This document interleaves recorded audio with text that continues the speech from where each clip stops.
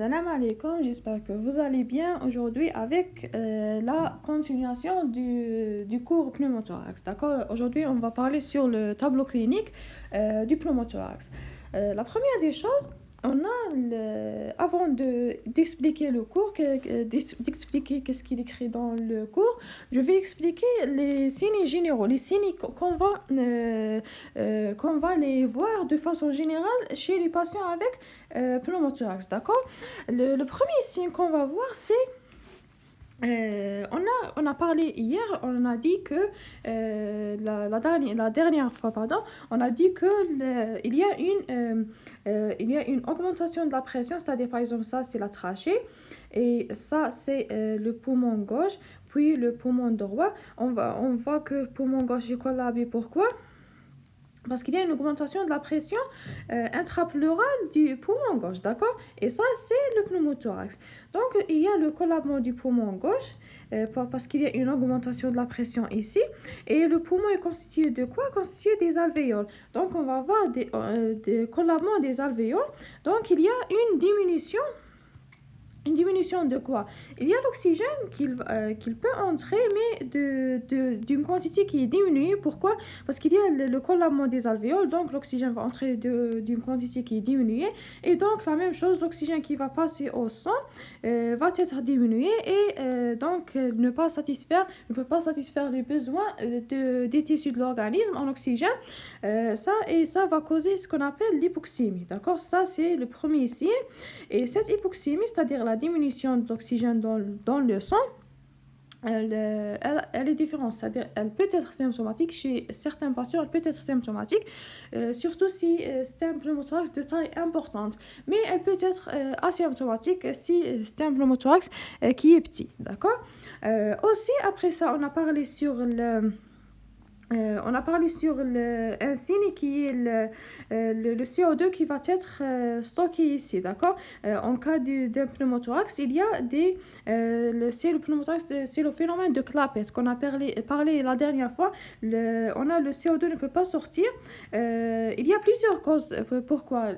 Il y a plusieurs choses qui peuvent causer que le CO2 ne peut pas sortir, d'accord? Il y a le phénomène de Clapet, parce que on a dit que dans le cas normal, il y a toujours, durant l'expiration, quand on expire, il faut l'expiration du CO2. Et dans le cas normal, il y a toujours un petit collabement ou bien diminution de ce diamètre de la branche. Et ça, c'est le cas normal. Mais une personne avec déjà une alvéole qui est collabée et un pneumothorax, donc cette diminution du diamètre durant l'expiration va être très important et donc va empêcher le CO2 de sortir et donc va accumuler ici et causer l'augmentation de cette taille et donc va causer une hyperinflation qui est vue ici. On a ça, ça c'est le pneumothorax, d'accord? Ça c'est le poumon qui est avec le pneumothorax. Donc on voit que les alvéoles ici vont causer une hyperinflation du poumon, d'accord? C'est-à-dire c'est comme l'hypertrophie. L'hypertrophie, on dit les autres organes, on dit hypertrophie, et dans les poumons, on dit hyperinflation. Pourquoi elle est causée par généralement dans les maladies obstructives qui empêchent le CO2 de sortir, d'accord? L'accumulation du CO2 va causer cette hyperinflation. D'accord, ça c'est le premier signe, l'hypoxémie. Après ça, on a la dyspnée. Comme deuxième signe, on a la dyspnée. Pourquoi il y a la dyspnée? Parce que il y a ça, c'est une pression. Il y a ça, c'est une pression qui est à l'intérieur qui va empêcher le poumon de faire une expansion durant l'inspiration. Donc, pour que le poumon peut être rempli d'air, il faut l'expansion. Et cette pression qui est augmentée ici, la pression qui est augmentée ici exerce une résistance contre l'expansion du poumon durant l'expiration. Et ça va causer quoi? Va causer que le patient va faire plus d'efforts pour remplir le poumon par l'oxygène, d'accord? Et ça, c'est le CO2 qui va essayer de sortir, mais la personne va être dyspnéique, va faire des essoufflements. Pourquoi? Parce que Cette dyspnée va l'aider, comme ça elle essaie de faire, de bien remplir le poumon de l'air, d'accord, et ça d'accord, ça c'est ce qui cause la dyspnée, d'accord. La personne essaie de remplir le poumon qui est collabé d'air, et donc pour aider le poumon à expandre contre cette résistance qui est à l'intérieur de la cavité pleurale. Ça, c'est le deuxième signe ici, c'est la dyspnée. D'accord, on a parlé de l'hypoxémie, puis on a la dyspnée. Aussi, il y a ici, je vais essayer de... ici, il y a des terminaisons nerveuses, d'accord. Il y a des terminaisons nerveuses dans cet endroit, d'accord. Il y a des terminaisons nerveuses, surtout les terminaisons nerveuses responsables de la douleur. Donc, l'air va comprimer ces terminaisons nerveuses. Il y a de l'air ici, et donc va causer une douleur thoracique. On va voir que c'est une douleur qui est brutale. En coup de poignard, on va voir après dans le cours. Essentiel, il y a une douleur qui est thoracique et survient de façon brutale en coup de poignard, c'est-à-dire qui m'a pas, d'accord, qui واحد ضربها بخدمي. Après ça, qu'est-ce qu'on a? On a la plèvre, elle peut arriver à un stade que la plèvre va être desséquée, d'accord. Il y a cette pression va causer une dissection de la plèvre, d'accord. Il y a c'est une augmentation de la pression ici qui va causer une dissection de la plèvre, et donc l'air, il y a un phénomène qui est appelé l'emphysème sous-cutané. L'emphysème sous-cutané, c'est quoi? C'est une accumulation de l'air à l'intérieur de l'espace sous-cutané, c'est-à-dire sous le derme. Et ça a causé pourquoi? Parce que l'air ici, quand il y a une augmentation de la pression, va causer une dissection de la plèvre qui va s'étendre jusqu'au médiastin, puis jusqu'à tissu sous-cutané, et donc va causer un emphysème sous-cutané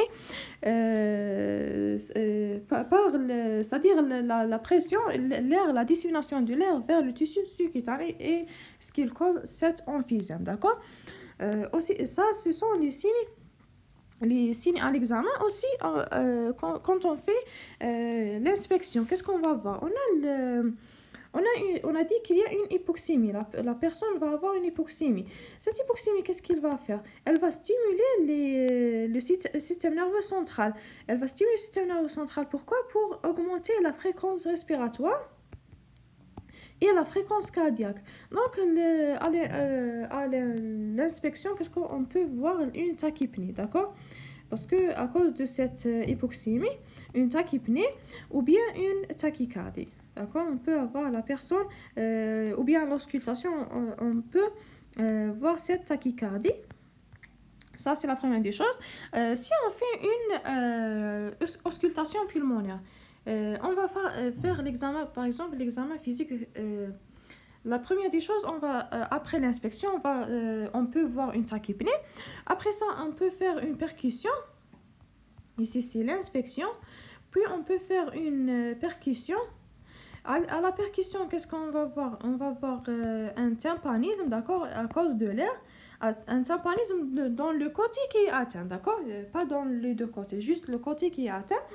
Aussi, on peut faire la palpation. Qu'est-ce qu'on va voir? À la palpation, on palpe le dos et on dit au patient de dire par exemple 33. Et donc, quand il dit ça, on va avoir une diminution des vibrations tactiles, c'est-à-dire que les vibrations qu'on ressentit quand il dit 33. Ils vont être diminuées dans le côté atteint. Pourquoi? À cause de l'air, d'accord?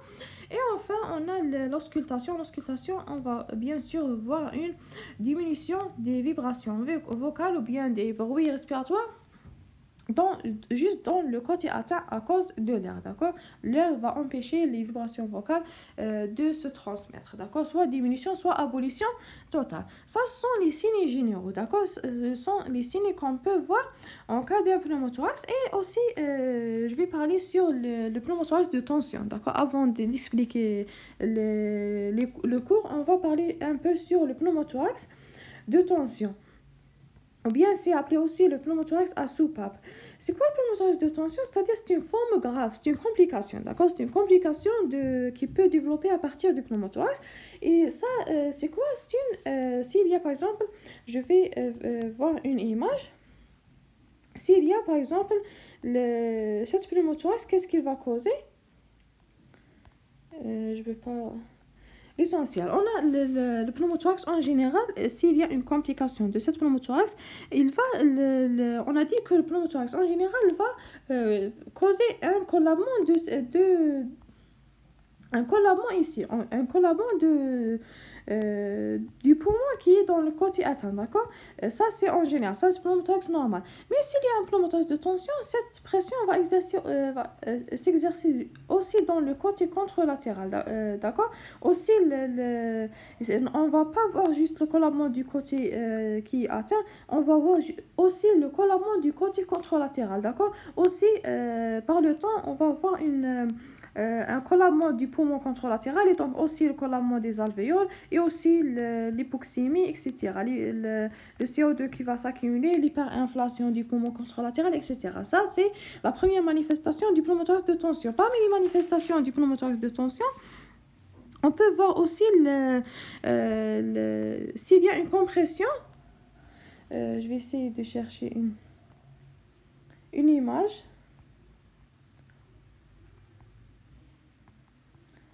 Donc, pardon, une minute, juste pour... ça, c'est le pneumothorax de tension. Aussi, une autre image pour expliquer.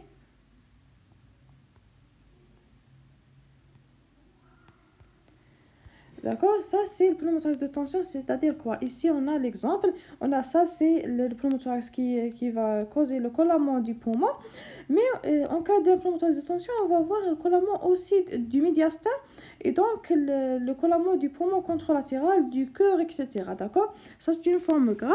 Aussi, on a parlé sur le collamment du poumon contralatéral, on peut voir aussi le collamment du cœur. Et ça dépend du site de collamment, c'est-à-dire on peut avoir un collamment juste de la veine cave supérieure. Et ça va causer quoi? Va causer cette compression sur la veine cave supérieure, la compression ici va diminuer le retour veineux, d'accord? Va diminuer le retour veineux. Et donc, aussi, par le temps, cette diminution du retour veineux, on peut voir une diminution du débit cardiaque, d'accord? Le débit cardiaque va être diminué et donc aussi la pression artérielle va être diminuée, d'accord? Va être diminuée. Ça, c'est parmi les complications. Aussi, on peut voir comme dernière complication de cette pneumothorax de tension, c'est qui est appelé le pulsus paradoxus. Et ça, c'est quoi? C'est en cas d'un pneumothorax de tension, on peut voir durant l'inspiration, quand on inspire, quand la personne avec pneumothorax de tension inspire, elle va augmenter la pression à l'intérieur, d'accord? Il y a déjà un pneumothorax, il y a une augmentation de la pression, et cette inspiration va causer l'augmentation de la pression de plus en plus, d'accord? Et ça, qu'est-ce qu'il va causer?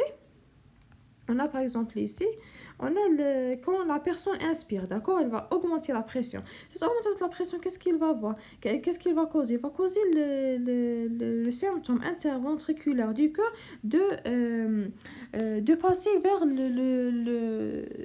de tourner, quand on dit tourner, je sais pas l'essentiel, de tourner vers le ventricule gauche, d'accord? Il va tourner vers le ventricule gauche et donc va comprimer le ventricule gauche et donc la cavité ventriculaire gauche, qu'est-ce qu'elle va avoir? Va avoir une diminution du volume cavitaire du ventricule gauche et donc va causer une diminution de la fraction d'éjection, d'accord? La fraction d'éjection du ventricule gauche va diminuer à cause de la compression du ventricule gauche par le symptôme intraventriculaire.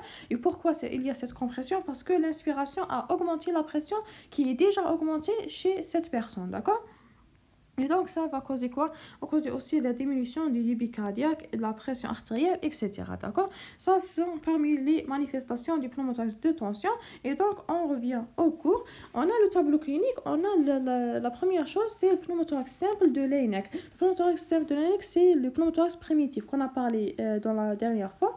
C'est le plus fréquent. Ça, c'est le pneumothorax le plus fréquent. Il survient, qu'on a dit, dans la majorité des cas chez l'homme jeune, entre 20 et 30 ans, qui sont longiligne, d'accord, c'est-à-dire droite, maigres, ils sont amaigrés et surtout chez le fumeur, d'accord. Ça c'est une manifestation. On a dit que c'est surtout ces personnes ont la maladie de Marfan. sans antécédent bronchopulmonaire. Il n'y a pas une maladie respiratoire sous-jacente, d'accord? Ça, c'est un pneumothorax qui est primitif. Dans sa forme typique, dans ce cas-là, qu'est-ce qu'on va voir? On va voir une douleur thoracique brutale qu'on a parlé. On a parlé que l'air va comprimer contre on va exercer une pression sur les terminaisons nerveuses de la douleur et donc on va causer une douleur thoracique brutale, déchirante à type de coup de poignard. D'accord, ça c'est la première manifestation. Et aussi on va voir le trépied pneumothoracique de Galliard, c'est-à-dire on a la première, comme on a parlé, on a l'abolition des vibrations vocales à la palpation. Quand il dit 33, on a une abolition juste dans le côté atteint. La deuxième, c'est le tympanisme à la percussion. On a dit pourquoi? Parce qu'il y a de l'air. Et 3, c'est le silence auscultatoire. C'est-à-dire, on peut pas entendre les bruits pulmonaires ou bien les vibrations vocales à l'auscultation. Et cela nécessite parfois la comparaison. Pour savoir qu'il y a un silence auscultatoire, il faut la comparaison avec le côté contralatéral. Ça, c'est la forme bénigne. Et on a les formes graves. Un pneumothorax peut être grave. Quand est-ce qu'on dit un pneumothorax grave? Lorsqu'il est sous tension. Le pneumothorax qu'on a dit ici, qu'on a expliqué, c'est le pneumothorax à soupape ou bien le pneumothorax de tension. L'évolution peut être fatale en l'absence de traitement immédiat. Le pneumothorax à soupape va causer plusieurs manifestations. On a dit qu'il va causer un collabement du poumon contralatéral, la compression du cœur droit, etc. D'accord? Lorsqu'il est bilatéral, ça, c'est une forme grave, bilatérale, mais juste dans 1% des cas, d'accord? Elle est rare cette fois. Aussi, s'il y a le pneumothorax décompense une maladie respiratoire sous-jacente. S'il y a une maladie respiratoire, s'il est secondaire à une maladie respiratoire sous-jacente, par exemple la BPCO, l'asthme, etc. Donc ça, c'est un pneumothorax grave. Lorsqu'il survient chez un sujet ventilé, pourquoi? Parce que le sujet ventilé a déjà l'hypoxémie. Donc le pneumothorax va aggraver cette hypoxémie, d'accord? Et enfin, lorsqu'il se constitue un hémothorax dû à la rupture d'une artère systémique qui irriguerait une bride rompue lors du décollement, d'accord? Ici, on peut voir un hémothorax. Comment ça? On a les brides, d'accord? Je vais revenir ici. Les brides qu'on a parlé hier. Par exemple, je vais parler ici. Ça, c'est une photo de pneumothorax de tension, d'accord? Par exemple, s'il y a des brides, c'est-à-dire le décollement de la plèvre, du poumon à la plèvre, d'accord? Ça va causer quoi? Va causer les brides vont être comme ça, par exemple, d'accord?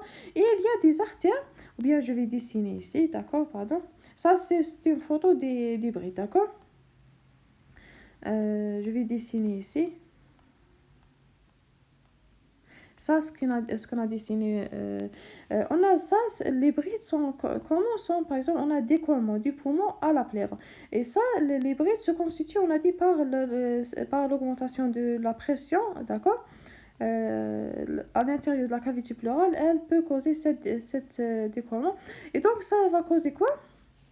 S'il y a des artères qui irriguent, par exemple, je vais dessiner l'artère, des artères qui irriguent ces structures, les brides.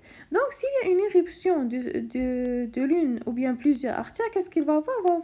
Le sang va fuir vers la cavité pleurale, d'accord? Aussi, il va fuir vers l'espace pleural. Et donc, ça va causer quoi? Ça va causer un hémothorax, d'accord? L'hémothorax, c'est-à-dire le sang. Hémo vient du sang. Donc, il y a le sang à l'intérieur de l'espace pleural. Et donc ça va causer irriguer une bride rompue lors du décollement, d'accord?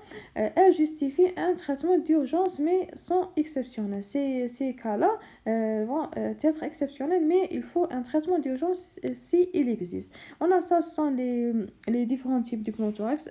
On a à gauche. Pardon, à droite, on a le pneumothorax droit de grande cavité et avec bulle apicale. On a parlé des bulles dans la dernière fois. On a ça sans les bulles, d'accord? Et on a c'est un grand pneumothorax. À droite, on a un pneumothorax qui est droit. Pardon, à gauche, il y a un pneumothorax droit, mais c'est un pneumothorax qui est petit, d'accord? Puis on a à droite, ça sont les brides, c'est-à-dire les brides sont l'accollement, pas le décollement. L'accollement, c'est-à-dire qu'il sort. on a l'accollement du poumon avec la plèvre. Et on a l'hydropneumothorax qui est à gauche. L'hydropneumothorax peut être causé, on a dit, par la rupture d'une artère au niveau de la cavité pleurale va causer cette hydropneumothorax, d'accord? C'est cette opacité qui est hydrique et vient du sang, d'accord? Et on a les 5 signes radiologiques de gravité, d'accord? Quand on fait une radiographie thoracique, quand est-ce qu'on dit c'est une forme grave? On a des signes radiologiques de gravité. La première, ou bien le premier signe, on a le pneumothorax compressif. Le médiastin, ça ressemble au pneumothorax de tension. Ou bien médiastin est refoulé, la coupole diaphragmatique est aplatie et rectiligne. On voit ici, dans cette image. Ça, c'est le pneumothorax compressif. On a ça, c'est le pneumothorax. Et va comprimer le médiastin, d'accord? Va comprimer le médiastin. Et je ne sais pas si il va l'aplatissement du diaphragme, d'accord? Ça, c'est le premier signe radiologique. On a le deuxième, c'est la bride pleurale, c'est-à-dire l'accollement ponctuel de la plèvre à la paroi. Ça, c'est une image de la bride, d'accord? Ça, c'est l'accollement de la plèvre à la paroi. Pardon, c'est l'accollement de la plèvre, pas du poumon. De la plèvre, ici la plèvre, à la paroi thoracique, d'accord? Aussi, et cet accollement est causé par la pression. Aussi, le troisième signe ici, c'est, on va venir ici, niveau hydroaérique, s'il est franc, il signe souvent un hémothorax associé par rupture de bride. S'il y a une rupture d'une artère, donc va causer un hémothorax qui va être comme ça, d'accord? Ça, c'est l'hémothorax, d'accord? Ça, c'est le niveau hydrique, c'est-à-dire une opacité hydrique surmontée d'une hyperclatie qui signe le pneumothorax. Ça, c'est le pneumothorax. Et ça, c'est le niveau hydrique qui signe le sang, d'accord? Et ça, c'est l'hémothorax. D'accord? Ça, et le quatrième signe, c'est le pneumothorax bilatéral. On a dit qu'il est rare, mais il est comme ça. Il va être par exemple comme ça. Ça, c'est le pneumothorax qui est à gauche, et ça, c'est le poumon collabé, poumon gauche. Et on a le pneumothorax qui est droit avec le poumon collabé droit. Ça, c'est le pneumothorax bilatéral. Et on a le cinquième signe radiologique qui est anomalie du parenchyme sous-jacent. Les anomalies du parenchyme, généralement, on les voit dans la TD1, le scanner, d'accord? Pas dans la radiographie thoracique. Toute pathologie respiratoire associée est un facteur de gravité, c'est-à-dire BPCO, asthme, mucoviscidose, etc. De même que les anomalies pariétales telles que les grandes déformations thoraciques, d'accord? Même les grandes déformations thoraciques sont un signe de gravité de cette pneumothorax et on peut les voir à la TD1. Ça, c'est une vue du poumon lors d'une thoracoscopie. Thoracoscopie, c'est-à-dire une endoscopie à l'intérieur de la cavité pleurale, d'accord? Et ça, c'est la bride qu'on a parlé, c'est-à-dire l'écollement de la plèvre à la paroi. L'accollement de la plèvre à la paroi. On a les signes de détresse respiratoire qu'on a parlé, les signes de mauvaise tolérance, d'accord? C'est un pneumothorax mauvaisement toléré ou bien de mauvais pronostic. Qu'est-ce qu'on va voir? On va voir les sueurs, c'est-à-dire s'il y a tachypnée, tachycardie, donc va causer des sueurs. La cyanose est un signe de gravité de l'hypoxémie, d'accord? Le tirage sus-sternal et le 3, c'est le tirage sus-sternal, et le 5, le balancement intercostal thoraco-abdominal. Ça sont des signes de l'utilisation des muscles respiratoires accessoires. En cas d'une tachypnée, le patient va utiliser les muscles respiratoires accessoires et donc on va avoir ces signes, c'est-à-dire le tirage et le balancement intercostal thoraco-abdominal. Ce sont des signes de gravité. Et on a aussi la quatrième, c'est la parole qui est quasi impossible. Pourquoi? Parce qu'il est dyspnéique, d'accord? Il a une dyspnée grave, donc la parole va être quasi impossible, il ne peut pas parler. On a cette image qui montre un pneumothorax suffocant, c'est-à-dire de tension, c'est-à-dire à soupape, d'accord? Avec emphysème sous-cutané, d'accord? On a parlé de l'emphysème sous-cutané, c'est-à-dire, comme vous voyez le visage de cette personne, il y a une accumulation de l'air en sous-cutané. Pourquoi? Parce qu'il y a une dissémination de cet air, d'accord? La pression va causer l'air de fuir vers l'espace sous-cutané, d'accord? À partir de la plèvre vers l'espace sous-cutané, surtout s'il y a une dissection de la plèvre. le pneumothorax compressif entraîne un état d'asphyxie aiguë nécessitant une décompensation urgente à l'aiguille. Un pneumothorax compressif qu'on a parlé, c'est-à-dire le pneumothorax de tension, c'est une urgence, d'accord? Parce que c'est une complication qui est grave. Elle peut causer une asphyxie, c'est-à-dire une insuffisance respiratoire aiguë, d'accord? On a ici la définition de l'asphyxie. C'est-à-dire c'est une insuffisance respiratoire aiguë ou bien chronique, ou si la manque, en cas d'un pneumothorax compressif ou bien de tension, on va avoir une insuffisance respiratoire aiguë, d'accord? Ou c'est la manque de l'oxygène dans le sang. L'asphyxie est causée par la manque d'oxygène. En cas d'un pneumothorax compressif, on a dit qu'il va causer le collamement du poumon contralatéral et donc va causer une diminution qui est sévère en oxygène, une hypoxémie sévère, d'accord? Et donc, il nécessite une décompensation urgente à l'aiguille. Pourquoi comment cette décompensation? On a par exemple, ça c'est le sternum. On va dessiner un peu le sternum. Et ici, par exemple, les espaces intercostaux. On va vers le deuxième espace intercostal, d'accord? Les deux côtés, espaces intercostaux, et on va insérer une aiguille pour que on peut libérer un peu l'air qui cause cette pression à l'intérieur, d'accord? À l'intérieur de la cavité pleurale. Aussi, on peut faire comme examen complémentaire le scanner thoracique. On a dit que c'est un bilan lésionnaire pour voir s'il y a des lésions du parenchyme pulmonaire. Et on fait la thoracoscopie et elle est irremplaçable pour permettre la visualisation des lésions parenchymateuses microscopiques. On a dit c'est l'endoscopie à l'intérieur de la plèvre. Certaines équipes, comme celle de Marseille, c'est-à-dire la France, la pratiquent systématiquement lorsqu'il y a indication de drainage. La thoracoscopie ici, c'est une procédure dans laquelle un endoscope est introduit pour visualiser l'espace pleural, d'accord? La thoracoscopie peut être utilisée pour la visualisation, juste pour le diagnostic ou bien pour voir s'il y a des signes de gravité, etc., pleuroscopie, ou pour des interventions chirurgicales, pour aider à des interventions chirurgicales. Ici, c'est une image qui montre, ça c'est la caméra, ça sont les procédures qu'on va introduire. Et ça, c'est l'image qui va être montrée, d'accord? Pour voir l'espace pleural, et donc elle est irremplaçable. Ici, elle est irremplaçable pour voir s'il y a des lésions aussi. Elle peut être utilisée pour la visualisation des lésions parenchymateuses, d'accord? Microscopiques. Et ça, c'est concernant les formes cliniques. Et la prochaine vidéo, Inch'Allah, on va parler sur le traitement.